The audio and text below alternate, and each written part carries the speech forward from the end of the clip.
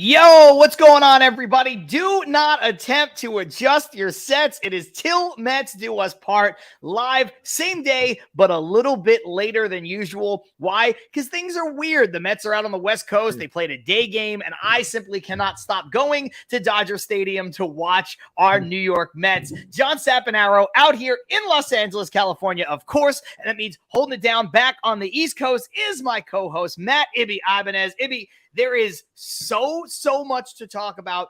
I don't know what the engagement is going to be like live in the chat. I see a lot of people still rocking right now, but with the later start, might be some less folks, might be some more folks, might be some different folks. But either way, we have a lot to talk about, and that's important because not only can people interact with the show right now live on YouTube or live on Twitter, but if they have the opportunity and miss it, they can come back and watch it on our YouTube channel, or of course, wait till tomorrow and listen wherever it is they get their podcast, all courtesy of the Chop Sports Network. That said, I know it's a loaded question, but how you feeling?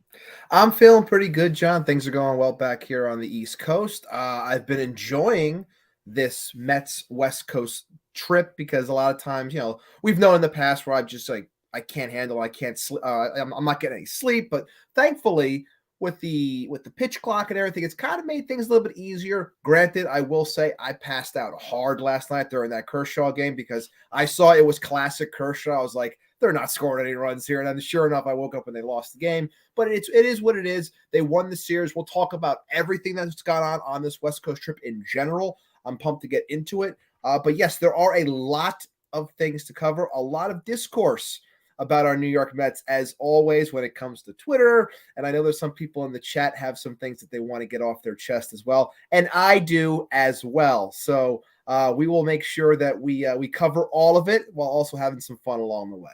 Absolutely. And look, I will say for people who watch this show live, they know that during the season, sometimes when we go live after games, there's a little bit of an immediacy bias. Now, obviously, we only do this show once a week, so we do have a week's worth of games to talk about potentially. But Ibby, I think for good reason, a lot of the conversation is going to revolve around this game. One, there was a ton of stuff that happened in the game. Two, Brett Beatty and Francisco Alvarez are now full-fledged members of this team.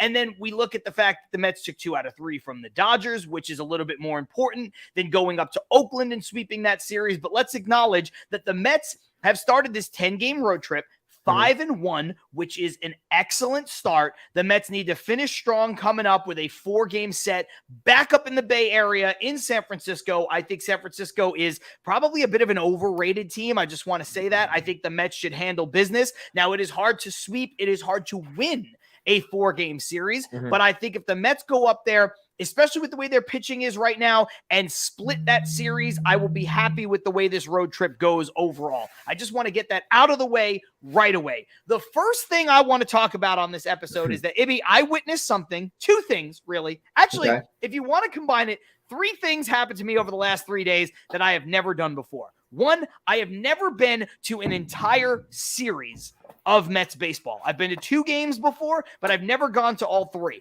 That's the first thing.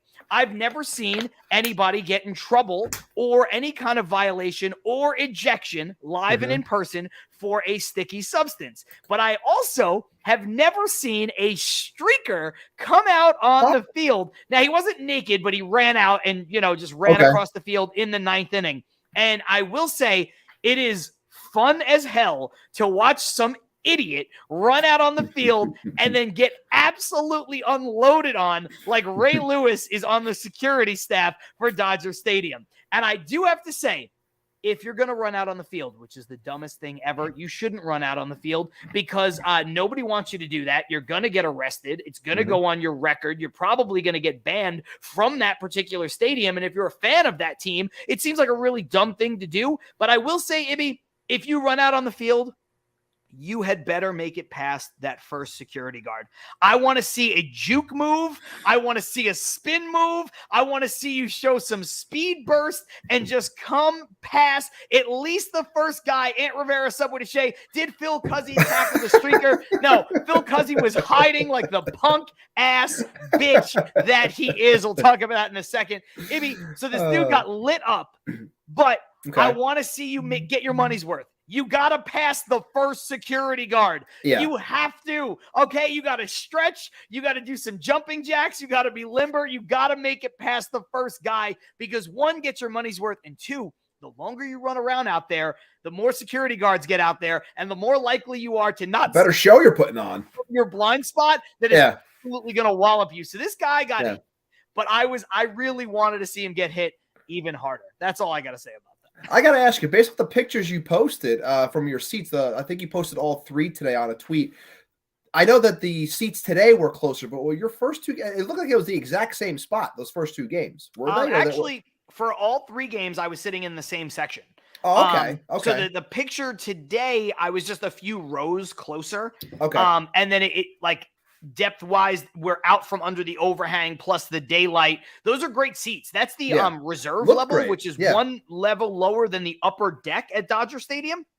And so, but those seats right behind home plate, you see everything, and it's absolutely great. Great, no complaints there. If you're ever going to Dodger Stadium and you've never been there before, and you want to get a bit of an affordable seat, depending on the game, those are great because the section below us, the loge, is probably about double what I paid for any of those tickets. Now, obviously, the price fluctuated because on Monday, it's like sleepy. People don't want to go to Monday. Those seats were like 50-something bucks. Tuesday, a little bit higher. Plus, it was the Vin Scully jersey giveaway. So those were like 70-something bucks. And then today, on a Wednesday afternoon, they were like $25. So it was great. It was a great way to spend the day. That said, let's dive into this conversation for real. First of all, Rael saying, Streaker be a fool. Did not see what happened to the dude that tried to Did he not see what happened to the dude that tried to propose? I'm sure he did, but people are dumb and they're going to keep on being dumb. Shay, who I met officially, people saw on Twitter, he posted that. It was great to meet him in person. Awesome. Use the L2 button and juke that first guy. You have to. And then got to talk to David, who hasn't been in the chat for a while. Greetings from Japan. We are fully international. First, we got Darren in the UK. Now we got David out here in Japan. 5-1 on the road trip. The rotation is a bit shaky. Good to see you, Get David. the split in San Francisco will be a great road trip, however. So, Ibby, let's talk about the elephant in the room. Max Scherzer has a little bit of an uneasy first inning, but he gets out of it. Then he looks really, really, really, really good. Yeah. And then Phil Cuzzy decides that his hands are too sticky for his liking. And that's it. Scherzer's out of the game in the 4th inning. And now, based on the rules, it looks like Scherzer's going to get suspended for 10 games, which means he's going to miss 2 starts. Because right now it's set up as an automatic suspension. Now, I don't know if there's an appeal process for that. They did ask the question. I know you were at the game. They did ask that question. Steve Gelbs did get confirmation on that he can appeal. It's not automatic because Gary Cohen asked, is that something that is like non-negotiable? It's just like cut and dry because he was caught, because he was quote unquote caught. And Gelbs did say that you can appeal. And then the question then became, well, how does that appeal really work? Is it just he said, she said? Like, how do you possibly get things chopped down? But based off of the postgame, did you see any of Max's postgame or no? No, because I was driving back from the stadium.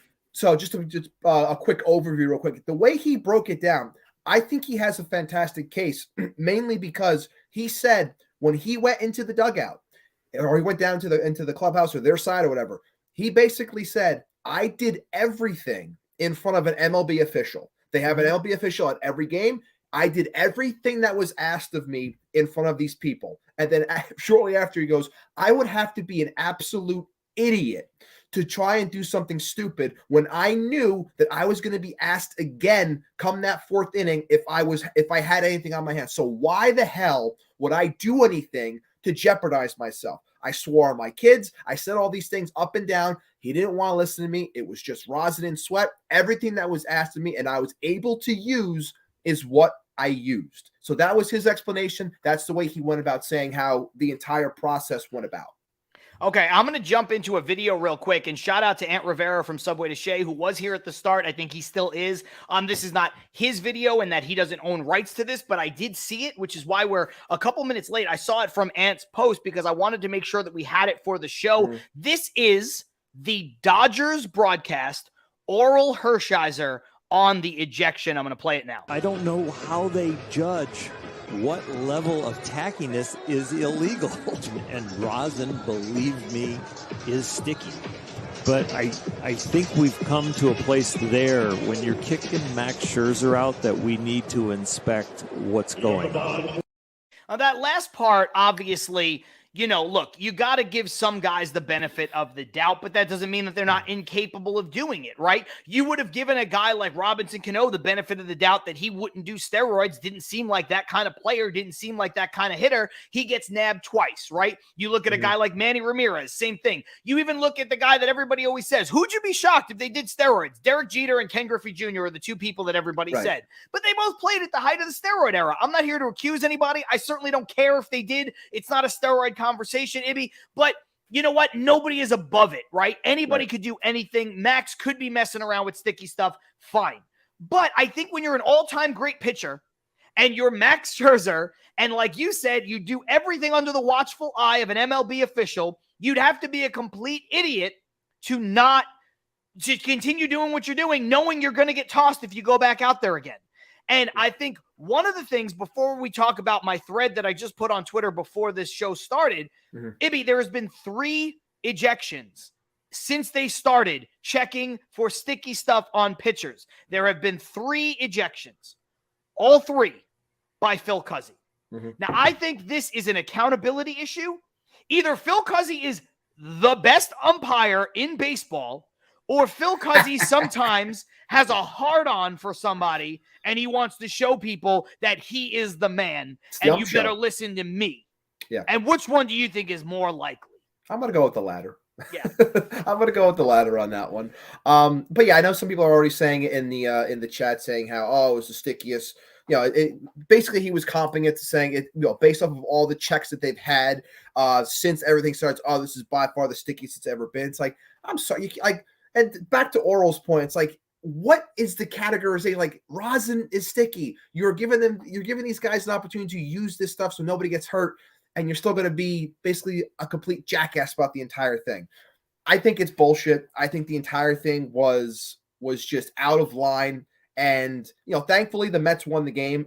But still, it still affects the team overall, because you got to go into your pen earlier. Shout out to the pen. We'll talk about them in a little bit. They did a fantastic job to hold that game down the best that they could, and the offense for getting the runs when they got them. But changes the entire game, changes the entire outlook when you take Max, who was clearly back into a groove, and then you pull him. And to your point before, when you were saying, well, maybe he was, maybe he wasn't, God forbid, like, we're assuming he didn't, but if he did, but shout out to Matthew Brownstein, as always, who puts up his RPMs, and nothing had changed between those innings in terms of his stuff. So it's not as if he was getting any type of advantage from the first inning in comparison to the second or the third. Nothing had changed when it came to the spin or the rotation on his ball. Yeah, and look, everybody in the comments, obviously we're all Mets fans here, right? So again, just in the interest of fairness, we're all going to be a bit biased. And Chris Torres, kind of sums up what everybody is saying right now. I don't want to pull up a million of them, but, it's basically like Cuzzi was out to get Max. Cuzzi's got a hard-on for Max. The Cuzzi's glove gonna shove pull this also. That was the other one. Yeah, and look, again, we're going to be biased because we're all Met fans and we think that Max isn't going to do this. But I want to dive into what I tweeted before, because I no longer do this role, so now I feel like I can speak freely about it. Last season, I worked for the MLB as a game day compliance manager.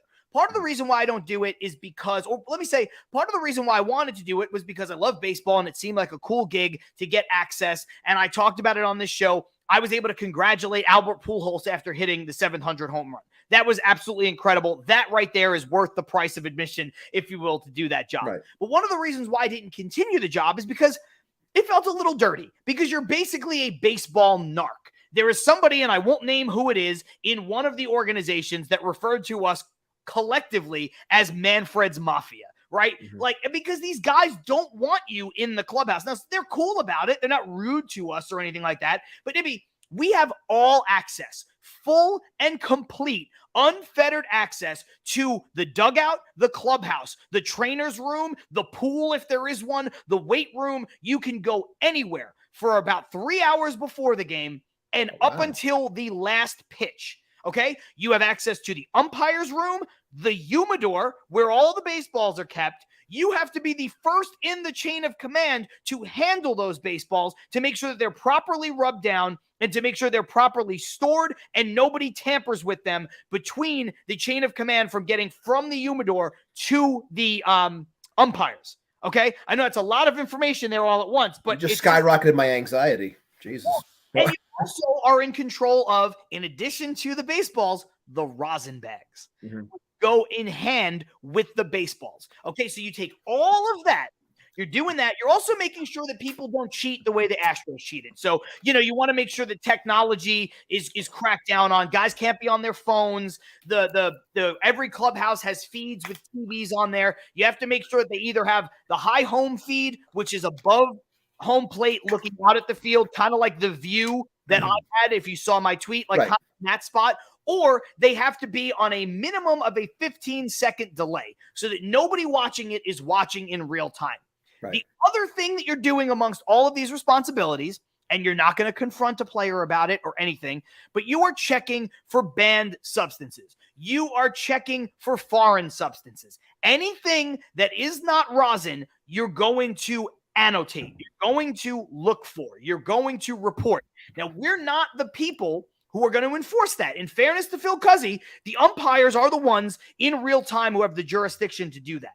But my whole point, and the reason why I bring this up is, if there is a case, and this is far from a foolproof system, but Ibby, if there is a situation where a guy gets thrown out like Scherzer did, and there are none of my former colleagues who have reported any kind of foreign substance, potentially banned substance, weird substance in Max's locker, in the dugout, in the bathroom, because we have access to all of it. If there is no sign of it, I'm sorry, his hands feel stickier than what I felt from somebody else last week or yesterday or earlier in the game or on the last year. That's what you're saying, yeah. That doesn't matter. Right. I'll be the first to say that today wasn't blistering hot, but it was about 75 degrees. There was not a cloud in the sky. So in the sunshine, it was hot.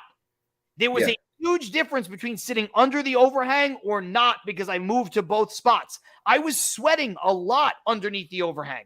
And if you got guys like Oral Hershiser and Max Scherzer who are going to say, look, I'm sweating, and therefore the rosin is going to get stickier, I'm inclined to believe it, especially when Phil Cuzzy is like quick draw fucking McGraw when it comes to throwing out pitchers for having sticky stuff on their hands.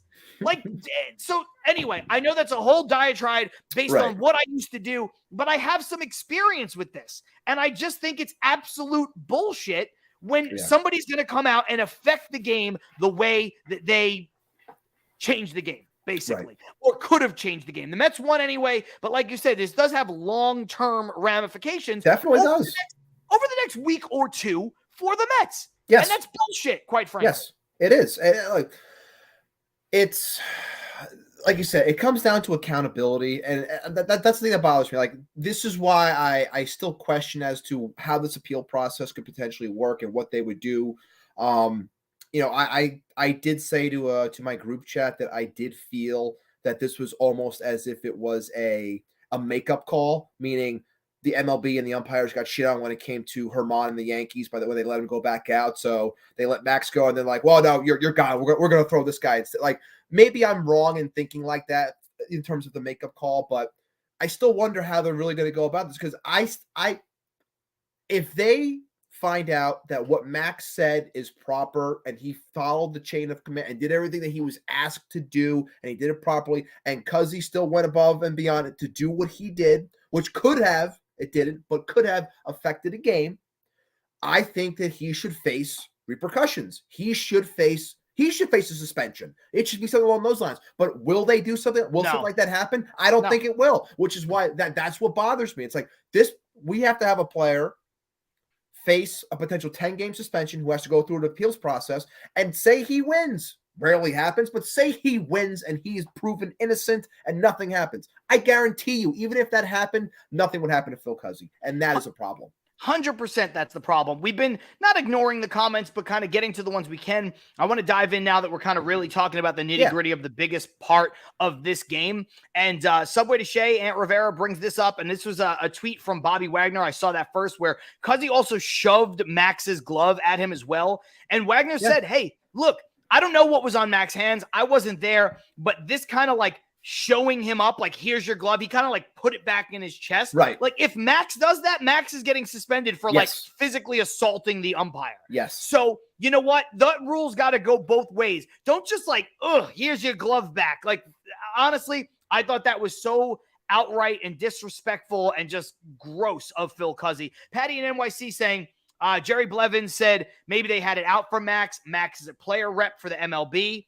Honestly, that's possible. Is it possible as anything else? Yeah. I mean, I don't know if the player rep has a thing there, because then you're talking about like the league, you know, coming for Max. Like, I don't know. But listen, Phil Cuzzi could have it out for Max. I guess what I'm saying, Patty, is that I don't think it's that systemic. I think it could be as simple that Cuzzi, for some reason, just had a hard-on for Max today and just wanted to do it. Or like you said, make-up call for the stuff that happened at the Yankee game. Yeah. James Dowling saying, umps keep being like this. It's time to bring out the guillotines. Fair. I did get that tweet before, James. That was a good one. It's a good one. Carlos saying, my head hurts after all that, John, as I was trying to explain what my job entailed. But I felt like the background was needed.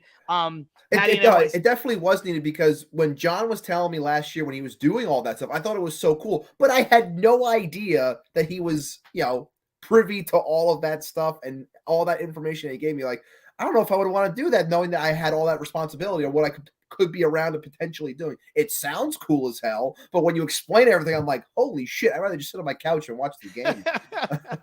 Well, to that end, Patty in NYC says, great tweet, John. I appreciate that. Look, I'm trying to provide some information. Like I said, I did the job last year, so I couldn't really tell people about stuff like that, but I can do it now because I don't work there anymore. And then James Dowling said, that's it. It's time to ban Sweat and Rosin. Can't take any chances. Listen, if you're out there and you're sweating, you're off the team. That's it.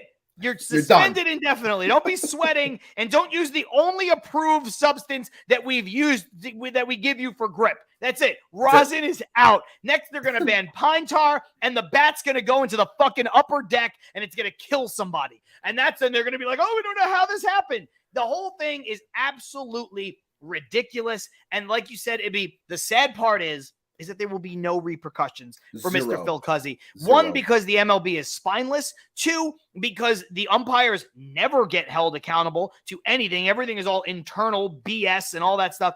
And then I will give them a little bit of credit here, Ibby. I do think if you were to suspend Cuzzi or something like that, I think it does limit the umpire's ability to enforce the rule when it needs to be enforced. You know what I mean?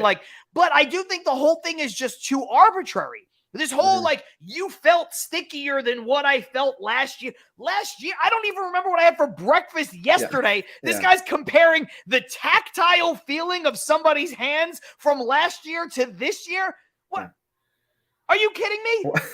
Are you Amy? I don't mean to speak. It is ridiculous. Relationship, but if you were blindfolded, I don't think you could tell me if you were holding your wife's hands or not. Right? Come on, true. This guy's I get it. He knows how Max Scherzer's hand felt compared to last year. Yeah. Stop it. No, it's ridiculous. The entire thing. Again, it's the only good thing that we have coming out of this is the fact that we're still in high spirits because the team won the game. That's the biggest thing. And I was talking with people that are actually, I know TJ's in here right now, part of the chat. I was chatting with him and James Rube, who's also been in our chat before. We're big Mets fans. We're talking about the game. It's we're like, oh, ugly win. I don't care if it's an ugly win. It's a win. Win's a win. There's injuries. There's potential suspensions. It was a big game. They're doing well on this West Coast trip. I wanted to win that game so badly, especially I wanted to win beforehand because I wanted to beat Noah. I wanted to do that. But when Max got tossed, I was like, I want this team to win this game that much more. And apparently, according to Gelbs, who also put out a tweet saying, once Nimmo hit that home run to take the lead at 2-1, the vibe in the dugout was very much let's fucking go, let's do this for Max, let's win this game. And they took off from there, and then they win the game 5-3. So the fact that they won changes the entire vibe of this chat, of our conversation right now, because it could be a lot worse. But they won the game, and they're doing well right now, and they're weathering the storm to the best of their abilities. And shout out to Brandon Nimmo, by the way, going 5 for 5. The fucking man. For a second 5 for 5 of his career. And of course, he had the big catch in the Dodger game 2 nights ago. And then before that, he literally saved the game on Sunday in Oakland. Look, I will say this to you. Ibby, and this might make some of the people in the chat upset. I know that we've had a difference of opinion. Certainly I have when it comes to certain hosts on WFAN, and even going back to the end of last season, certain friends of the show and people I interact with, and I totally understand and respect their fandom. I am a little tired of this having things both ways. A win is a win. You don't throw it back. No, you can't tell me last year that 101 wins don't matter because the Mets didn't win a round in the playoffs, and then tell me that this win is insignificant. Which way is it going to go? I feel like every couple of weeks, you and I have this conversation on this podcast. Quite frankly, I'm tired of having it. But I listened, because I'm a moron, I listened to about 15 minutes of Tiki and Tierney today. No, not again. Listen, here's the thing. And they say, oh, wow, the Mets are good. The Mets are 11-7.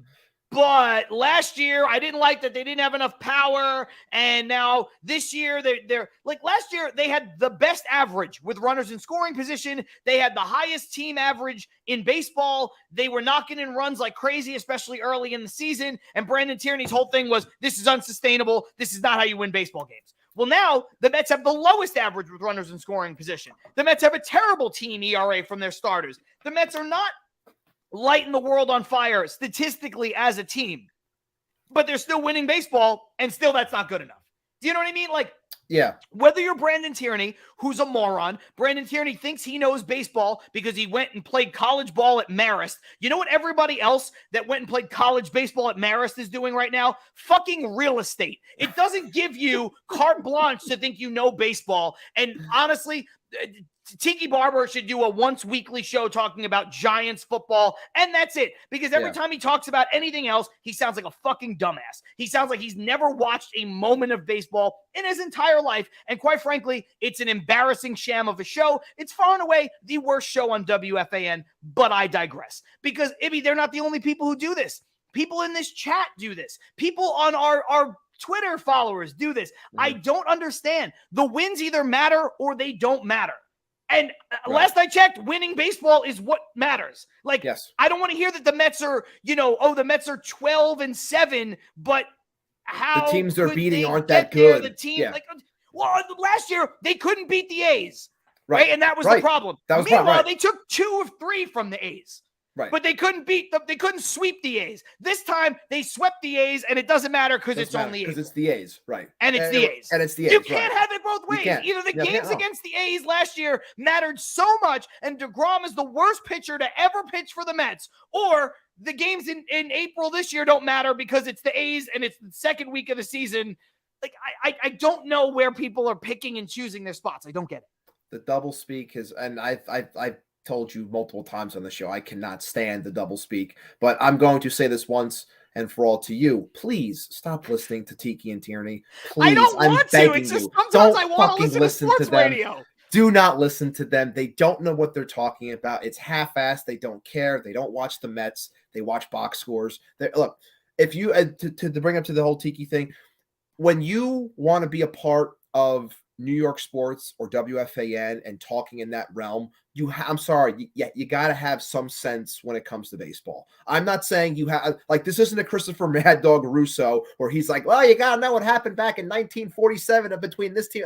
No, I'm not saying that, but you got to be up on what's going on in the now. At least be able to hold a conversation so you don't come across as a fucking idiot. And there are a lot of bad people, bad personalities on WFAN, whether it's him, Tiki, whether it's Keith McPherson, who's a pain in the ass and he's god-awful radio. There are a lot of people. There are a lot of people that are bad. And it's upsetting because for the longest time, I was a huge BT fan. I loved BT. I loved when he was on ESPN back in the day. I loved listening to him. But something has happened over the years, and I don't know if it's this whole changing of how you present yourself, because this is what happens when you do clickbaity stuff, when you say things that cause engagement, you get people talking about your show to try and drive ratings.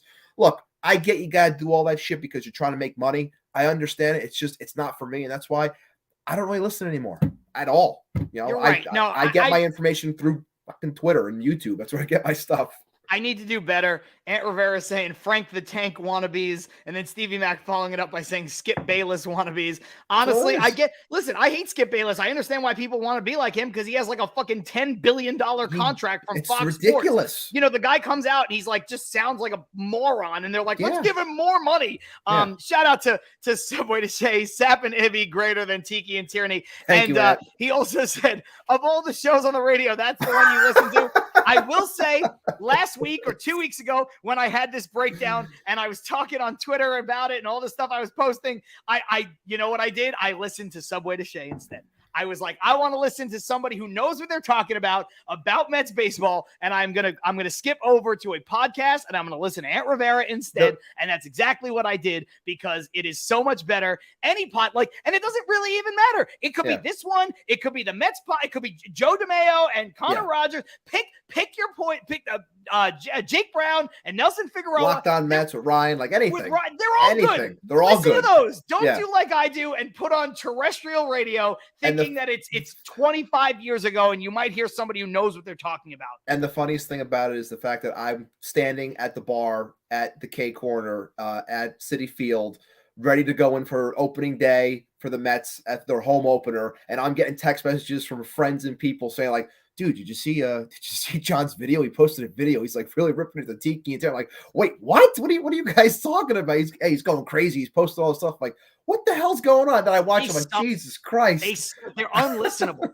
It is unlistenable radio. It is the worst. Bottom of the barrel. And people are saying about other shows, honestly, Craig Carton gets so much hate. He's at least entertaining. These guys try to be entertaining. They don't lean enough into being entertaining. They try to be entertaining-ish and knowledgeable-ish, and they're not good enough at either one. The reason why Carton and Roberts works is because I don't always agree with Evan Roberts, but he knows he knows what he's talking about, and he actually watches 38 games a night. I don't understand how he goes to Mets games, watches the Ranger game on an iPad. He does the book for the Mets game all at the same time. He watches teams he doesn't even like. He's like, I got season tickets to the Knicks. I'm like, whatever, bro. Do you? I wouldn't live my life that way. He seems like he's a little bit strange, but respect because he knows his stuff. And then Carton is entertaining as hell. Take away all the stuff when he went to jail and all that stuff, whatever. He's entertaining. So they have a good mix. Tiki and Tierney have neither. Neither. And listen, Lori Rubinson has been on this show a bunch. I love Lori. I will listen to Lori any night. She's great. She should be on more than she is. It's interesting. It's thorough. It's real baseball talk. It's real sports talk. So I'm not saying there's nothing to listen to. This went off on a weird tangent because I'm just angry about it, but it just pisses me off. And that's it. TJ brought up a good point. Let's put this to bed after this because this is super topical. AJ Przinsky just had Max on the show, Foul Territory, and to discuss the sticky stuff last week and how umps have done a good job so far with the vague rules, and then he gets cuzzied in broad daylight today. Basically, Max just said, hey, rosin is going to get sticky when you get sweaty. There's kind of nothing you can do about it. But honestly, the umps have been pretty good about this stuff. And it's almost as like they watched that and they were like, oh, Max, you think we've been good? So? Let me show you how bad we can be. It's like when they were like, oh, we're going to have robo umps, and the umpiring somehow got worse. Right. It was They're if we're going to go out, we're going to go out swinging. If I told you I was going to replace you at your job with a robot, you would work harder than you've ever worked in your life to not be replaced by a robot. It's like the umpires were like, all right, do it. Go ahead. You think we're bad now? Watch how bad we could be. I can't. It's mind-blowing. And hopefully, this before we go into the break, Carlos, this is the most promos Tiki and Tierney have had all week. Honestly, don't be better than me. Be better than me. Don't listen to them. That said, Ibby, I think we can put this sticky stuff to rest. We're 34 minutes in. We'll head into the break. We'll come back. We got to talk about Carlos Carrasco, whose arm is now detached from his body, I think, He's after dead. He was fined 6 minutes ago. We got to talk about Brett Beatty and Alvarez being in the lineup for the first time ever together today. That's important. Got to talk about Pete and Lindor because they've been good. There's a lot of stuff to talk about. There's some strange stuff too. So we'll head into the break now. It's just a 10-second ad spot for the audio version of the show. If you're watching live, Don't go anywhere. John Sapanaro, Matt Ibanez will be right back.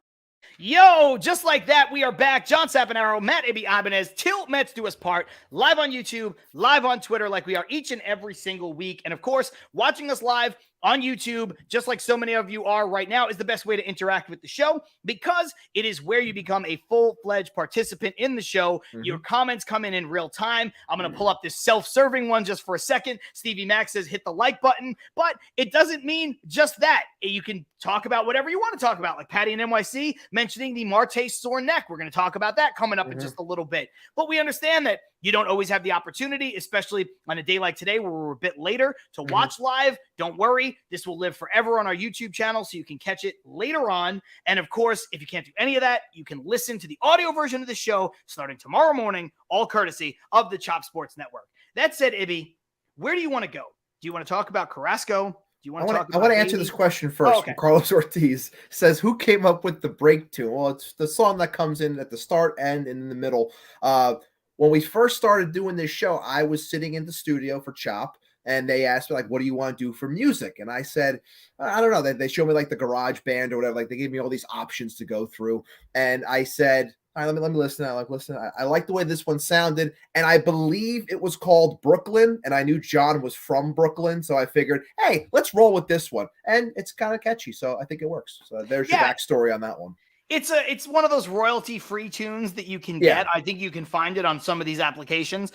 We're working on getting a theme song done. We've kind of been down the line and then back and whatever. We're working on something. It's not the most important thing. No, but still, eventually, cool. Maybe we'll have an original one. But it's just something that Ibby picked, and he was like, I think John's going to like it. And I did. It kind of has this like old school 90s kind of boom bap hip hop vibe, which I like, he likes, and Patty and NYC likes it, and Carlos likes it. So I don't know if anybody else likes it, but that's it. So where do you want to go? Do you want to talk about Cookie Carrasco and his elbow that maybe is going to be fine in a couple weeks, maybe is not going to be fine at all ever again? Or we could talk about Brett Beatty. We could talk about some of the weird injuries, like Subway to Shea mentioned the phantom back spasms for Tim LaCastro, and I think that's exactly what that was. Where do you want to go? Let's do Cookie first, because I think that could be a quick conversation for the most part, and then let's roll into the phantom back spasms right into Brett Beatty. Let's do that. Okay, sounds good. I'm worried about Cookie Carrasco, not because I think he's a big part of this team, although I do have a tremendous amount of respect for him. I think this Patty and NYC comment really sums it up. The watery eyes emoji. I think Cookie, by all accounts, Ibby, is a great guy. And he has been through a lot, and he deserves every positive thing that has ever come his way in his baseball career and his life, because he has gone through so much adversity. Yes. That said, he hasn't been good. He was good in that second to last start, I suppose. You know, there was a little bit of, was it the Oakland better game? Than what it's been? Yes, the Oakland better game. Than what he's been. He only pitched 5 innings, but look, he's your 5th starter. The problem becomes when Verlander's out, and and Quintana's out, and he gets thrust to a more prominent, if you will, spot. You know, that's not Cookie Carrasco in 2023. No. That said, I'm officially worried about him because I think, and I don't have any information, despite what my job used to be. I think Cookie's going to be done for a foreseeable amount of time. I don't think he's coming back. I think they're going to get surgery to clean up that elbow. I didn't get a chance, and if someone in the chat can maybe pull it up, if they could. I know Daniel Wexler on Twitter posted something when it came to because it's bone chips. It's bone chips in the elbow, right? Yeah, it's bone spurs. So they're going to give him an injection, see if he can basically tolerate the pain. If he can, he's going to have to get it cleaned up. With surgery. I know that Daniel Wexler posted something that I believe Sonny Gray had dealt with this back when he was on the Yankees. I think it was then, based off of what he posted. And, it was something that he was able to pitch through. He said that there was some considerable swelling, but he was able to pitch through it. Granted, we all know how Sonny Gray did during his Yankee tenure. It was kind of like the only stop in his career where he hasn't pitched well. So that kind of tells you a story as well, whether it's based off of his complaints of pitch selection, but it could also be because he was hurt. So when I look at Cookie and I see something like this, and I obviously at the time, Sonny was younger than what Cookie is right now. So I'm worried mainly because I was worried before this even happened. And you can obviously think, well, maybe he's pitching hurt, and maybe he was pitching hurt. He probably was. I mean, this is like a condition that happens. Right. It could just build up over time. And it just gets worse as you go on and continue trying to throw 90 plus miles an hour. Maybe that's why he was only throwing 92 and not getting much movement on his ball and getting too much plate and getting ripped. So all these things kind of coincide with one another. So yeah, I am worried, and I'm worried obviously for him because, like I've said before on the show multiple times, I am a Cookie fan, and I want him to do well, but it's not there in the year 2023. It's really not. And it's a point where, look, even if right now David Peterson's overall numbers aren't that great, I still think I would rather have him out there and chance it with him because he gets people to swing and miss and he gets the strikeout still more so than Cookie. Tyler McGill, same thing. I'd rather see him out there. Once Verlander comes back, I'd rather see him out there. Look, you're going to have things where it gets a little bit thin now because he's going to be out, and now you're going to be, and we'll see what happens with Max, and JV's not back yet. So it's like, where's this rotation going to be? I was going to come on here today before this news came out and say that, look, Carlos Carrasco is going to get some more rope than people want to admit because of where this staff is right now in terms of injuries. Now you take him out of it before others are even back, and now you lose Max potentially for 2 starts. Now you're looking at things like, well, is Jose Butto going to get another start? Are they going to bring up Joey Lucchesi, who happens to be 3-0 with a 2.30 ERA? So, like, he's doing well in AAA. So that could be the guy, because I know that his next start, they removed him from his next start where he might be in line to come up here and pitch now instead. So that's a possibility. But overall, it's a thing that goes hand in hand with what happened today. That if we do lose Max, it kind of shape shifts the entire thing for the next week or 2 weeks because of losing Max and how thin this staff is now. You lose Cookie. I don't know when we're going to get him back. I'm going to hold my breath, and maybe it's not too long. But at the same time, I think he was potentially on the outs anyway in terms of the starting rotation, all things considered, if everyone else starts to get healthy. I tend to agree with you there. What I would do based on Carlos Ramos's comment from a couple seconds ago and what you just said, I'm looking to Joey Lucchesi here to replace Cookie if Cookie is gone for a significant amount of time. I think there's a situation where maybe Max appeals this thing and only misses 1 start, right? Maybe they suspend him for 5 games, so he doesn't miss 2 starts. He gets skipped once. I think if he gets skipped once, you can look and go back to a guy like Jose Butto for that small, 1-game stretch, or maybe 2 games if the appeal doesn't work out. But I think ultimately, Joey Lucchesi, I understand why they kept him back. He hasn't pitched in basically 2 years, right? He's got a lot of, build back up, but he's been excellent in AAA. He's also going to be on a pitch limit and an innings limit. And I would rather a guy be in the starting rotation, especially if he's been good, Ibby. I'd rather him pitch those innings on the major league team if the major league team needs him, which now they do. In other words, the deeper we get into the season, the less of Joey Lucchesi we will be able to see. That's just how the math is going to work out because he's going to be on a pitch clock, if you will. He's going to be on an innings limit. So I think what we need to do is we need to focus on getting Verlander back healthy. Obviously, that's the biggest one. It seems like, today, sticky stuff notwithstanding, I think you said Max is going to be Max. I think he's going to be fine. I think Max was Max today. I think he was negotiating a little bit through a tough lineup at the top in the first inning. But I think Max was going to be fine today. I think Max will be fine in general. So I think you get Verlander through his 1 rehab start and you get him back up here ASAP, period. With Max and Justin at the top of the rotation, everything else starts to look better. And I think now you've got Max, you've got Verlander, you've got Senga, who's been good.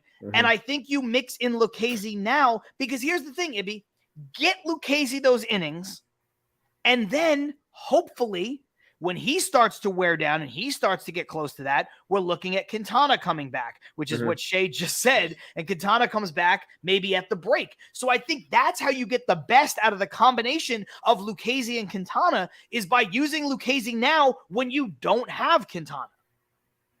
Then maybe Lucchesi goes to the bullpen after. Or again, depending on how things go, you kind of, if Lucchesi in turn kind of like acts as the Quintana, and then Quintana comes back, it's almost as if, look, I don't know how, nobody knows how Quintana's going to feel once he starts to rev things back up. And maybe he's going to be, maybe Lucchesi comes in as a pen piece and he ends up piggybacking on those starts where he goes 3 innings and then Lucchesi goes 3 and then you get into the pen, things like that. Like, I don't like, basically I'm saying they're going to treat Quintana with kid gloves, especially when he first comes back, but it's definitely an option all around. But I'm with you. I think Lucchesi is the guy. Look, I was impressed with what Jose Butto was able to do against Oakland. I liked what I saw. I think he has good stuff.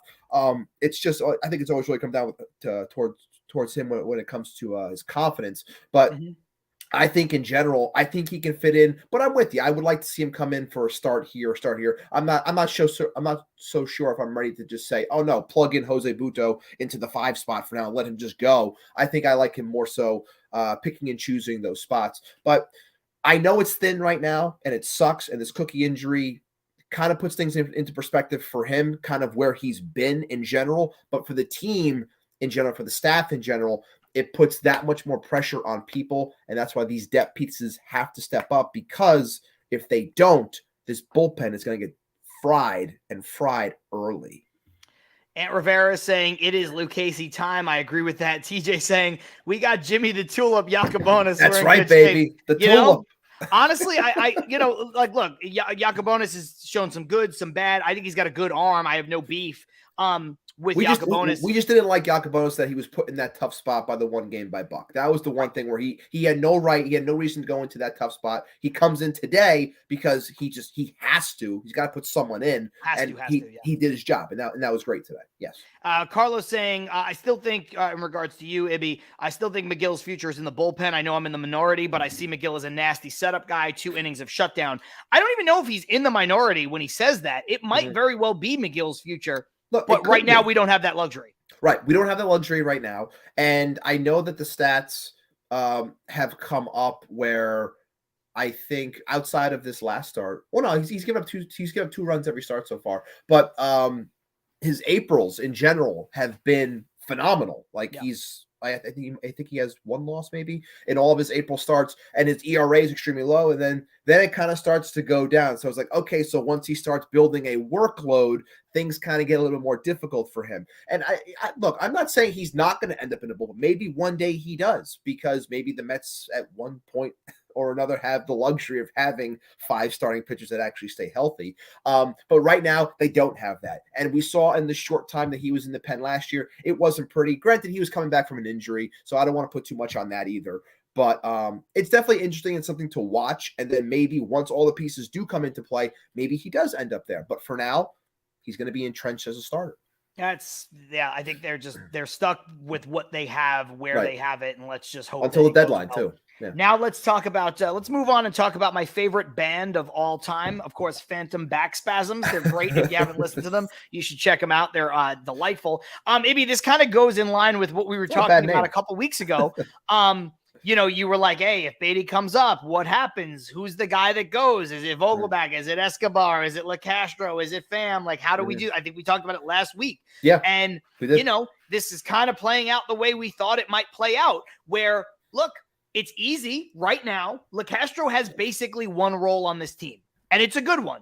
Yeah. Because of the way with the changes in the rules and everything. LeCastro's going to get on base, and he's going to steal bases. He's super fast. I get it. But if you can swap him out for 10 days for a guy who's going to be your starting third baseman who's a stud, you're going to do that, and you're just going to move the goalpost a little bit. So I think it is exactly what Ant said. I think it's a phantom IL trip. They're trying to buy a little bit of time. I don't think they're ready to cut Escobar. I think if we get to the second half of the season, and Escobar is hitting 180, I think he can get cut then. He's not going to get cut now because they want to make sure that what they have in Beatty is true. They want to make sure that Escobar is totally cooked. I don't think that right now Vogelback or Pham's roster spot is in jeopardy, quite frankly, because they've both been more productive than Escobar. Right. But at the end of the day, yes, I think Beatty's existence on this roster means that the likelihood of both Vogelback and Escobar being on this team long-term isn't great. But right now, you cannot, if you're the Mets, make that choice. But something's got to give, because in 10-ish days, they're going to have to figure out what to do with Castro. So, look, the best case scenario is that they have to make that decision, because that means that Beatty is here and he's hitting and he's doing his job. Yes. Look, no matter what, the tough calls that need to be made will be made. And no matter what, I don't care what the call is, Brett Beatty, and I'm going to use this as my jumping off point to just go right into Brett Beatty. Brett Beatty is here to stay. I do not care. And I know that this is a topic that I'm going to hop into now, because I know, Carlos, I see you in the comments over there. I know that you have your Which thoughts. Carlos? Carlos Ramos. I know he has his thoughts. Oh, my God. I know he has his thoughts on Buck Showalter and how he handles things. Look, I have been saying on this show, okay, I do not want to be put across. I don't want John to be put across as, or the show in general to be put across as we are these Buck Showalter apologists. I didn't even want Buck Showalter. I wanted Matt Picaro, by the way. I mean, it shows you how dumb I am. He did. But between, I don't want to be categorized as an apologist, or the fact that we only rip on Billy Epler. It's like, we barely rip on Billy Epler too. Like, we say things that we think are fit. And I do believe that when it comes to teams in general, specifically to bring it back to Brett Beatty, I still think that teams in general, while things are listed as collaborative, I do believe that for the most part, front offices do run the show. Do I think that the front office is running this Mets lineup card? Maybe, maybe not. Do I think that there is an analytics department that says, based off the analytics of who we're facing today, we think this is the best lineup, and it gets slid to Buck, and he might say, it looks good, and then puts in. Maybe he says, well, can we talk about this, or this? Maybe that happens as well. Do I think he has full autonomy? I don't think any manager in this sport anymore has full autonomy. I would say that Buck has a little bit more of a say than somebody who's new. I would put it in baseball right now, I would put it at, out of respect, I'd probably put it at 4. And I'm only adding these other 2 based off of what they've done and their age. It's Dusty Baker, it's Bruce Bochy, it's Buck Showalter, and it's Terry Francona. Those are the 4 guys, basically the 4 oldest guys, because they get the respect of people. Those are the only ones that I'll agree with, but also because they're less analytically driven, that's why they're probably given more information to say, we think this is what you should probably do. And they might say, well, it looks good. Yeah, sure, I agree. But then you just want to kill Buck because he doesn't want the kids or this or that. I still think that might have been a service time potential issue and just being stubborn in general. I do not believe that a manager would sit there when they're getting 0 production out of a player, that being Escobar, 0 production, and you have a stud prospect third baseman in your system hitting 500 or hitting 400 with a 500 on-base percentage, and they're going to say, you know what? I don't want that. Why would anyone who's going to face the media every single day with questions about their offense, and your job is on the line, and you are captaining the ship of a $450 million team for the richest owner in the goddamn sport? Why would anybody not want to have the best players? That is the point that I'm just trying to get across. Brett Beatty is here to stay. I love what I've seen to this point. Is the offense through the roof? No. Was he going to come up here and bat 500? No. It wasn't going to happen. It wasn't going to be like that, because baseball has ebbs and flows, ups and downs. If a guy was hitting that good there, guess what? Odds are he was going to end up coming down. That's the way baseball goes. It's up, it's down. I will say Brett Beatty, from what I've seen to this point, in comparison to last year when he was up here, confidence through the roof. He looks like he belongs. I see good, competent swings. Sure, he got blown away on a couple fastballs, but I do think, not so much in comparison to like Alvarez, but I do think that Brett Beatty belongs. What I've seen defensively, it fits, it's proper. He needs to be entrenched at third base every single day moving forward. The one thing that we will disagree on with John, might be one of the first times we disagree with each other, is only because I am not one to complain about lineup cards. I'm not. But I didn't like the lineup card against Kershaw, mainly because if you call people up, they are meant to play. That's my only thing. That's always been my stance. I don't care who the guy is pitching, guys bagging groceries, middle of the road starter, Hall of Famer like Clayton Kershaw. You get called up to the show, you play the guy, because odds are if you believe in that certain player, they're going to have to learn how to face these guys. I don't like coddling. I like throwing guys out there and saying, I want you. I believe in you. You are my guy. This is why I want you out there. That's why I didn't like the lineup against Kershaw, because I thought Alvarez and Beatty should have been in, specifically Alvarez too, because it was trying to catch McGill. Shout out to Max for letting Alvarez catch him today. That is a big step in this entire progression, but that was my tirade. That was my whole thing that I wanted to get off of my chest. I don't know what Carlos is saying over there just yet. I will read it back. Carlos, no beef, no problems. Get the chairs. Let's go. Well, don't worry. I'm going to bring up all the comments. Stay saying Ibby's going full heel right now. Carlos said, Rael, I need my chairs. To which Rael said, you need a table, Carlos, beyond chairs. Shay calling for a TLC match. Carlos saying, give me a table and light it on fire then. He is going hard in the paint. No, look, he said he disagrees. Ibby, look at Buck's resume and past. It's him and only him. And he said, look how he hasn't used Alvarez with an out in Nito at catcher. It's obvious, brother. Carlos Ortiz saying analytics killing the game. So there are some people that are disagreeing with you for sure. Here's what I have to say about that. I don't think it's worth complaining about any lineup in April. I don't. I don't like, we all have our opinions. Like we talked a couple weeks ago. Hey, Escobar's giving you 0, right, and Beatty's hitting 500 and a grand slam every 2 days in AAA. He also had lit the world on fire in spring training. This is obvious. Okay, go and get the guy. That to me is obvious, especially because with Escobar, this is a 2-season thing, not a 1-season thing. So wanting a guy on the 26-man roster on the major league team to me is different than saying, what's up with this lineup today? Right. Unlike you, I didn't have a huge beef with the Mets sitting both prospects against Kershaw. Kershaw is 11-0 versus the Mets in the regular season. 11-0. No matter who plays, no matter who it is. And I just have these. Some of those teams flashbacks. In 2014 were pretty bad. Sure, some bad teams. I understand that when Kershaw was in his heyday. But, look, especially if you wanted to tell me Alvarez should have been in that game, I might give you that. I understand resting Beatty against a lefty with a wipeout curveball and a slider. Like, I understand going in that route in only his second game of the season. So that one I don't have as much of a beef with. Where I'm going to sit here and back you, though, with your comment to not just Carlos to single him out, because I love Carlos. No, we all love Carlos. Yeah, we love Carlos. We just disagree a little bit. But where I'm going to sit here, because this is, for me, this is the one that really brings it home for me. It's when he said, look at how he hasn't used Alvarez with an out in Nito at catcher. When has Alvarez hit? He didn't hit last year when we brought him up. I know, small sample size.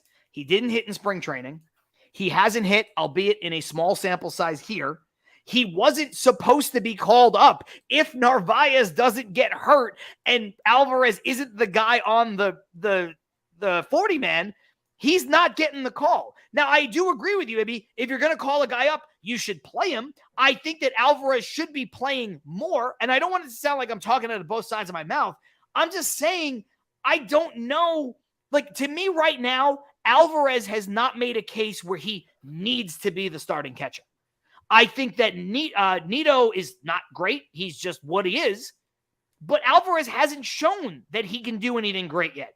Beatty has shown that he is capable of this. And that's the thing that gets me.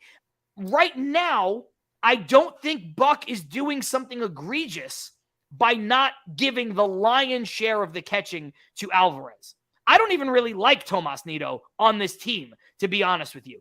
But I just think that there hasn't been enough out of Alvarez that says you got to catch 5 out of 6 games. Now, I think that he should probably catch 50% of the games. I think him being here and catching once or twice a week is dumb. I do agree with you on that. but I don't think he needs to go from catching in AAA to catching, 5 out of 6 games here in the major leagues. I don't, so that's where I just haven't seen enough from Alvarez yet that says, you earned it, kid. Sorry, I don't. I haven't seen it. Now, if you want to tell me that Nito's an automatic 0 and that Alvarez can be more, yeah, Alvarez should be more. But right now he hasn't been. He had 2 hits today. One of them was a fucking parachute. Now, they all count the same, but it wasn't the liner in the books, baby. Right, but it wasn't if you're looking for results, no, I get it. If you're looking for process, it wasn't a good at bat. It wasn't a good swing, and it probably should have been caught. Whereas when I look at Beatty's at-bats, I agree with you. I watched Beatty in person for 2 games this week. Beatty looks like the third baseman of the Mets. I'm not a scout. I never played beyond high school baseball. I don't claim to know everything. But, when I watch him, he looks like a major league third baseman. Alvarez, you know what he did a lot today? And this is dumb, right? And I'm not trying to pick on the kid. But, in the early innings, Max had to jump to his left several times to catch balls that were being thrown back to him from the catcher, after pitches. Mm-hmm. That's you know what I mean? He looks like he's trying so hard. Beatty looks like he's playing baseball. Does that make sense? No, I get what you're saying, but also that kind of goes back to the whole argument of, if I can, we'll stay with the wrestling analogies here because I know Carlos will appreciate this. It's all about maximizing your minutes. You're on a show. You only get 3 minutes to work with. You got to maximize them. You got to do what you can. Well, this is a player thinking I'm only playing once or twice a week. I have to maximize my minutes. I'm gonna work as hard as I can. Maybe I'm overworking to an extent, but I still believe that based off of how the pitching staff is now, now with Max, outside of if Max is out for 2 weeks, if that does happen, or 2 starts, two goes around the rotation. Look, I just feel that to give him that experience, Francisco Alvarez should be catching everybody but Kodai Senga. That's kind of what I think. I think that's where it should be right now. I'll jump back into the comments because there's a lot, coming in. Of course, Carlos just saying, nah, no beef, Ibby, no beef, brother. It's all love. I don't take any pleasure in criticizing Buck. I just have accepted that it is what it is, Buck being Buck. He then said, fair point to me. When has he had the chance and time to develop on the main roster? That's Alvarez. And then saying, okay, we'll give him 50% of the games. Once a week is too little. TJ also kind of agreeing with that. And this is where it is tricky, I'll admit. I was trying not to talk out of both sides of my mouth on this. Right. How can he get in a groove when he's only playing once or twice a week? Give him, games, give him all the games in a week except day game after a night game. That's where you lose me because I just don't think he's done enough outside of AAA right now to warrant more than 50%. Now, I will say this is a great comment. Carlos saying, if you told me this is between Alvarez and Narvaez, it's not even a question, but it's Nito. It's freaking Thomas Nito, guys. Thomas freaking Nito. So look, I do get I do get it. I really do. And I think it's a tricky situation. Right. But I don't think, and this is fair, Carlos Ortiz saying Alvarez wasn't ready. Ant Rivera saying Alvarez is 21. He's 21. He's a 21-year-old catcher. And I ran that list last week of guys throughout the major leagues where they were when they were 21 years of age. And the overwhelming majority of that entire list, from the JT Realmutos to the Sean Murphys to the Contreras brothers, all of them, they were majority single A ball. That's where they were. I think there was one guy in AAA and everybody else was double A or lower, if I remember correctly. Yeah. That's what it was. At this same age. And so, I understand that we want him here because we've had 0 out of our catcher. 0, 0, 0, 0, 0. We haven't had, a good hitting catcher since Paul LaDuca, right? On a regular basis. Competent, yeah. Outside Santos, baby. You got a big week out of John Buck. You got You got the Santos homer in Fenway. We can't forget that one. That was a big one. Omar Santos hitting the home run off Jonathan Papelbon. That ball's still going, but he's still living off that moment. You got Rod Barajas. Like, okay. Oh yeah, that's right. I forgot about Barajas. I mean, like, there's not a lot to write home about, and so we want it to be better, and I get it, and it should be better, and Alvarez should be better. I just don't. I don't think Alvarez is ready. Now, I understand if your option is Tomas Nido, what's the harm in giving him 50% of the games? Sure, but I just don't think he's ready. Like, to me, again, Brett Beatty looks ready, and Alvarez looks overmatched. And again, like, the biggest thing for him has always been every level that he's gone up to, he has struggled mightily. The numbers show everywhere, every stop that he's gone, where once he figured out a level and he dominated, and then he moved up, and then he struggled. He looked like he didn't belong anywhere near that level for the first two weeks, and then he would take off, and then the same thing would happen at the next one. Is that going to happen here? I don't know. I hope it does, but clearly Rael is saying he is not ready, and he is not ready. And here's the thing: I get that because his swing is long right now. It is. To be fair to TJ, and to be fair to Carlos, and even to you a bit, and even to the other side of my argument, right? The problem is that if he plays for 6 games in a row and takes an offer, what that does to his confidence. Not ready means a lot more things than not ready physically. Not ready is just not yet a major leaguer. And so I don't know. And look, I don't know what the alternative is. I really don't. Maybe Buck and Billy sit there and they go, look, he's going to be on the major league team, which means he's going to be in the dugout with Max, with Verlander, with some of these guys. He's going to be there with a guy like Tomas Nido, who's a competent defensive catcher. I'm sure Narvaez right now is not on a rehab assignment. I'm sure he's here, in the dugout providing information. Of course, they're both Venezuelan, so there's a countryman aspect of that too. Maybe they say, look, it's best for him to learn and catch 2 days a week until we feel that he's better. Because if he's just up there taking bad at bat after bad at bat, what about the at bat that he had with the bases loaded last week? Yes. And he looked just overmatched. Now, he's facing somebody who's electric out there, but it'd be like, he swung at ball 4 like 13 times. But if that's the case, then if you're not going to play him the way that anyone would want him to continue his progressions between not only catching every day but hitting, then the resolution then, if that's what you're going to do, is I get being around people, but at the same time, you should then send him back down to AAA and then just put Perez in that spot, because if you're not worried about the offense that you're going to get from there, I would rather the guy be playing every day to continue his progressions. I don't know though, that's because the whole thing. And here's where it's tricky, right? And here's where it comes full circle back to like where you and I agree again that it's not Buck, right? Versus, because how much more does he have to prove at AAA? He keeps hitting at AAA. Right. He keeps catching guys pretty well at AAA.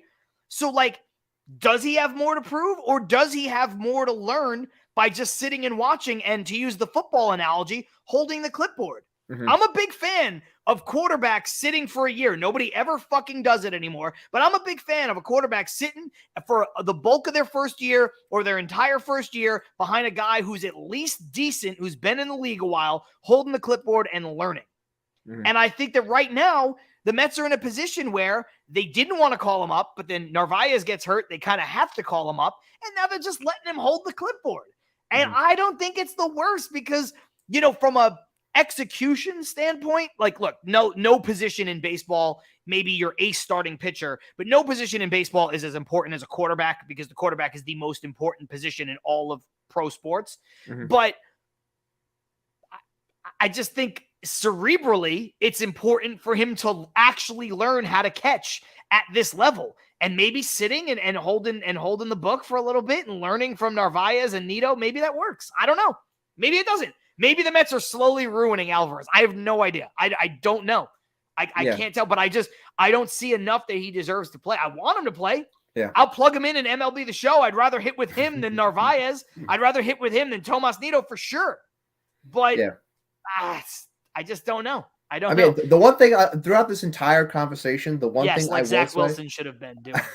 the one thing I will say is like this is hands down like this might be the first time, like the legit first time where we are kind of on these separate ends of where we think something should be. And I like that. I do like that it's a civil back and forth and it's stating the reasons why we think something. And I think that's a really good thing. And like I said, it's taken us 95 episodes to finally get to that point. But I think that's awesome that we finally have that one conversation where it's like, I kind of feel this way. Yeah, but I kind of feel this way. Like, let's try to work our way back towards the middle and how we can, further understand each other's viewpoint. I think that's great. I agree. And I think for everybody in the chat too, that either agrees with you or agrees with me or some semblance of in between, I think what I've taken away from this, to be honest, is that it really speaks to how difficult and polarizing this issue is. Like, I don't think there's a right answer. And that's at the end of the day why I'm not ready to blame Buck Showalter. Right. Because I think that the Mets, look, they're getting paid to develop Alvarez, right? So like ultimately their job is more, what they think is more important than what you, me, anybody in the chat, like what they think is more important because they're the ones making the decisions. But maybe I'm not 100% sure that they exactly know the best course of action. And that's not an indictment on them. I just mean he's been a little bit of a conundrum because he hits, like you said, he gets somewhere for 2 weeks, then he doesn't, he looks bad, then he starts to figure it out. And it's like, okay, but he's come up here and he doesn't look like somebody who's on the verge of figuring it out. He looks like somebody who's trying super hard. He looks like somebody who's pressing a lot. And, so it's just, I think it's an interesting situation. I think it's a confounding situation. Carlos Ramos saying, John, but we want him to learn from Narvaez, not Tomas freaking Nido. I guess we know that Carlos hates Tomas Nido, and that's fair. I'm a big proponent of like, there's always like one person on a team, your favorite team that you always like, you just don't like. For some reason, for the longest time for me, I have two classic Mets that I just don't like. I never liked Lucas Duda. For a while, he was the guy I was just like, I just don't think he's it. I know he had some big home run years, whatever. I never liked Ruben Tejada. The people are like, Ruben Tejada. I'm like, what is Ruben Tejada is terrible. He's a terrible baseball player. He's the worst. Ruben Tejada was like the most uninspiring shortstop I've ever seen. Like, and people were like, he's a starting shortstop. I'm like, of the Long Island Ducks? What is he playing shortstop for my softball team? Sure. In the major leagues. I could say someone that I don't know how this is going to affect the chat, but I could say someone that I know is very beloved. Maybe you beloved him as well, John. And look, there were moments during the run in 15 where it was like, yeah, I was all about it. But to be honest, I was never really a Wilmer Flores guy. I really wasn't. And I know and that might be like sacrilegious to say, but I really wasn't that big on him. I wasn't, but I was happy with the things that he did in those spots and all that stuff. But like, you're like not in terms rooting of against the guy. No, I wasn't rooting against the guy. It's like he wasn't one of my guys for like the team. And I couldn't fucking stand Jeff Francoeur when he was here. He stunk. And if TJ's still in the chat, he knows that for a fact. I hated that guy for years. He stunk when he was here. Shay saying I never liked Duda either, and then Carlos saying he took Seth Lugo's place. John, I don't have Seth Lugo to hate anymore, but Subway to Shay. What, Ibby? Sorry. Say sorry, it. So, oh no, sorry. And then I pulled up TJ French is great. He stinks, and he's terrible. He's not. For Jeff Francoeur and his big ass smiling veneers every time he was batting, nobody was like, "Let me show off my fake teeth" more than Jeff Francoeur. And I didn't even have the ill will towards him that you do. Like, no, like I think sometimes these guys come across and like just for whatever reason, like I said, like dude, everybody on this show, all those other guys predate the show. Right. Everybody on this show knows how I felt about JD Davis. I could not wait for JD Davis to be off the team. And people now are like, look at JD Davis hitting third, and the Mets traded Darren Ruff, and then Ruff is back on the team. I'm like, yo, let me tell you something about JD Davis. JD Davis could go on to become the second coming of Manny Ramirez. And he will in this 4-game stretch. You watch. You watch. He's going to tear the cover off the ball. These 4 games, he's hitting 3 home runs. He's going to have another 2 doubles in 4 games. Conforto's going to bat 500s. Be like, it's like, fuck you, John. Bang, bang. So I hit another one. Absolutely. No, I can't. I couldn't with JD Davis. On this current Mets team, I don't know if I have vitriol like that for anybody yet. I don't think I do. It's Brandon Nimmo. It's not.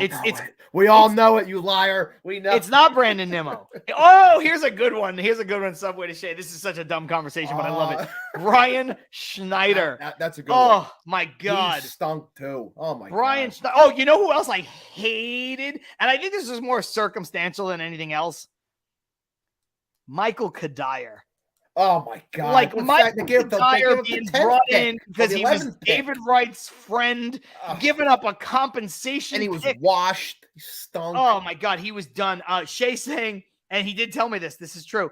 I told you, John. For me, it's Vogelback, and Subway to Shea saying Bogey is getting there for me. It could be Vogelback. It could be. It could be Vogelback at some point. I could see it.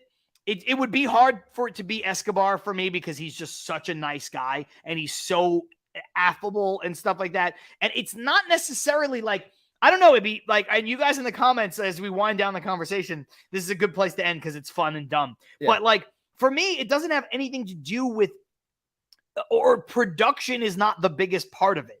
There's just something about some of these guys where you're just like, I don't like them.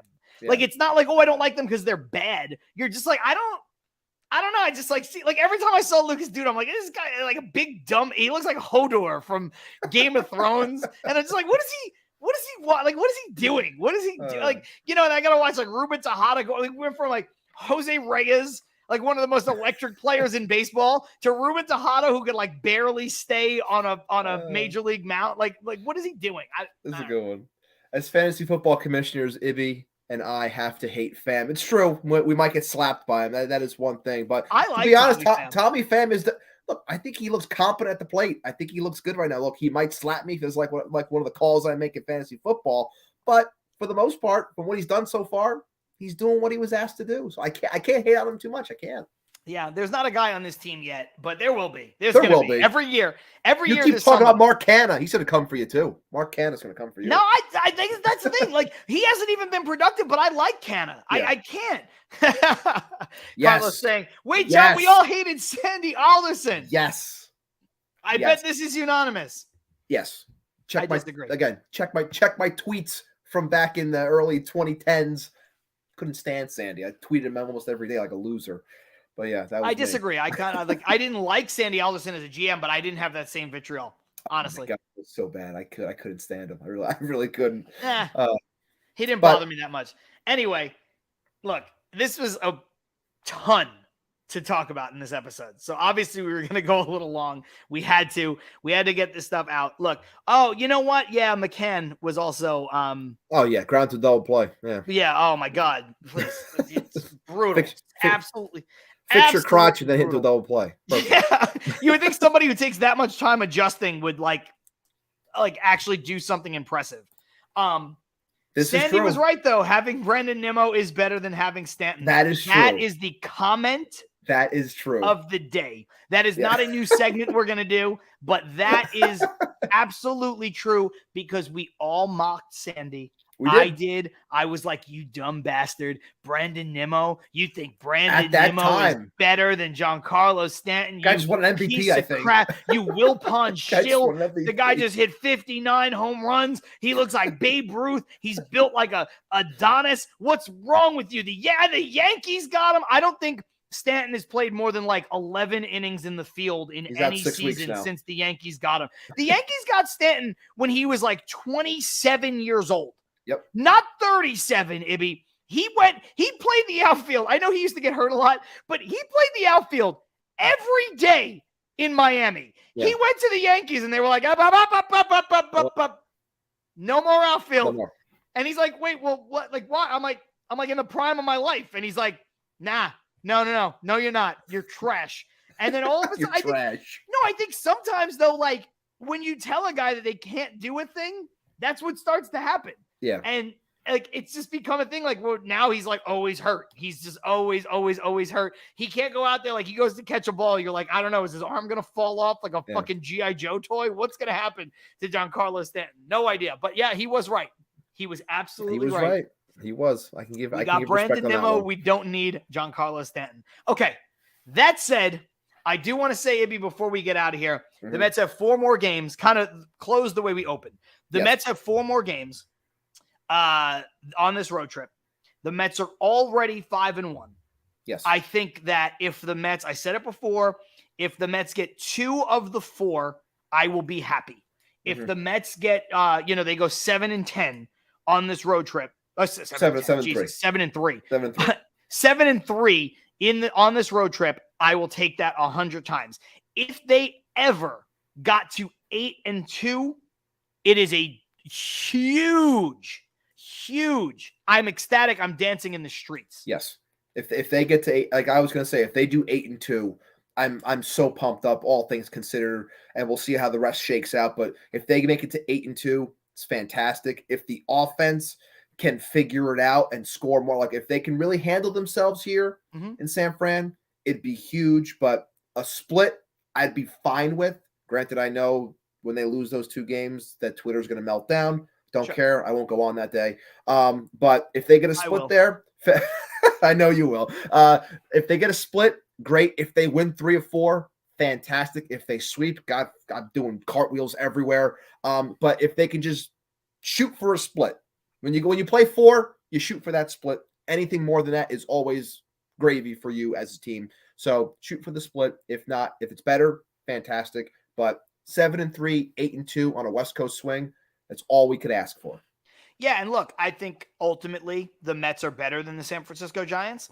I think the Giants are paper tigers. I don't think they're as good as some of the things that are shaking out so far their way. But like you said, it's hard to go on the other coast and win. It's hard to be out here for 10 days, 10 games and win more than you lose. It's hard to win a 4-game series. So I think the Mets, what they've done, Ibby, is that when you come on these long road trips, especially on the other side of the country, you set yourself up for success early. And the Mets did that. The Mets swept Oakland, which they should do. That is the worst team I've ever seen. It looks like a high school baseball team out there. Then they took 2 out of 3 from the Dodgers. Now, I said on this show, I don't think the Dodgers are as good as they were last year or in years past, but you can't take it away from them. They still have Muncy and Freeman and Mookie. Like, they still have a very good team, and Kershaw and Buehler and all these guys. So they have a good team. I think they take a step back, but they're very, very good. The Mets, over the first 6 games, put themselves in position where all they have to do, and I know we've said this a lot about the Mets and we've been hurt in this spot before, but all they have to do is split to have a very successful road trip. And I think you should go out there wanting to win every game. Obviously, they're competitors. That's what they're going to do. But I think if they go out there and they get one back that they're not supposed to get, again, Ibby, now we're talking about an 8-2 West Coast road trip. Sign me up. If you, oh my God, if I was able to tell my past self, if I was going to do a little bit of Back to the Future, and I would say, hey, the Mets went 8-2 on a West Coast trip, that past self would have died because I'm so used to going 2-8 on a West Coast trip. But yeah, I think all things considered, 7-3, 8-2, that's the way. I'm ecstatic. I'm pumped up. Keep the offense moving to the best of your abilities. Hopefully things are check out and they're okay with Marte. Obviously, he hasn't been proper. I know Shane Sons has been putting out great stats when it comes to his overall numbers over the past couple of weeks. Hasn't really been proper since he made that slide head first, going hand to hand with the sore neck. Maybe all things are starting to come together as to why he's a little bit messed up. And because we didn't really get a chance to cover it today, but I just want to put it out there because we did mention it at the beginning. Shout out to Francisco Lindor. Shout out to Pete Alonso for continuing to carry this offense and provide the power and the runs and being the focal point of the team. Bravo to them. We talk about them nonstop, so they know that we love them regardless. But guys, seriously, keep kicking ass. Yeah, listen, that's always for some reason the Mets have 2, they have more, but 2 bona fide absolute studs in the middle of their lineup in Top Lindor RBIs, and Alonso top home runs that people on most teams would take in a heartbeat, right? Like they are objectively better than most teams' first basemen and most teams' shortstops, right? I've also seen a little bit of another step, Ibby, that Alonso has taken in terms of his defense. And so I really like to see that. And so they just get so much hate. And I think they get hate unfairly. I don't understand. People Look, Pete sometimes is going to strike out in a big spot, but you know what? He brought them back in that game in Oakland. Lindor had a 7 RBI. Like, these guys are the best. They're the best. There's a lot of stuff to complain about with the Mets right now this season, despite the fact that they've been very good. You could be pissed about Verlander. You could be, and I don't mean complain like it's bad, but I mean like you could be noticeably upset. You could be upset that, Marte doesn't look good and he might not be healthy. You could be upset that Verlander hasn't pitched yet. You could be upset that who knows what's going on with the injuries to some of their players. You could be upset about some of that stuff. You really can't be upset about Lindor and Alonso. As they go, the Mets go, and you need them to go. And they're just out there. They're out there. Just go every time. They're just out there giving it 130,000%. And yeah, Nimmo's a big part of this team, and obviously McNeil, and you go through the starting pitchers and all that stuff. But Lindor and Alonso are it. That's it. That's all I can say. 100%. And I see TJ's comment. I'll just bring it up real quick.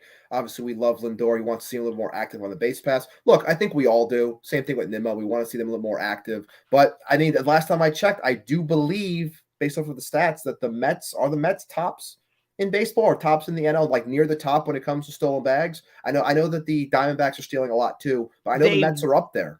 They were. I lost count, over the last couple of days. But yes, there was a day or two ago, the Mets were at the top of the league. And obviously this time of the year, it's kind of wonky.